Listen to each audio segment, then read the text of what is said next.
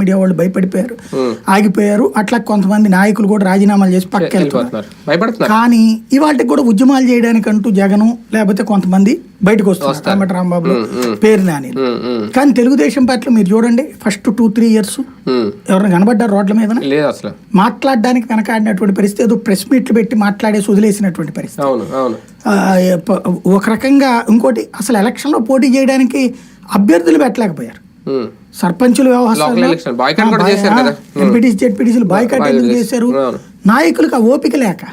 అంటే ఆ స్థాయిలో తెలుగుదేశం పార్టీకి సంబంధించిన గ్రౌండ్ క్యాడర్ అంతా వదిలేసి చేతులు ఎత్తేసిన దశలో ఎన్ఆర్ఐలు వాళ్ళు సోషల్ మీడియా ద్వారా ఎంకరేజ్ చేస్తూ, ఏంటిది మీరందరు నిద్రపోతున్నారా, ఇది పార్టీ, ఆయన ఏంటి చంద్రబాబు గారు రాత్రి పగల కష్టపడుతుంటే మీరందరూ ఏంటంటూ ప్రొవోక్ చేయడం వాళ్ళ భాషలో, ఇది వ్యతిరేకుల భాషలో.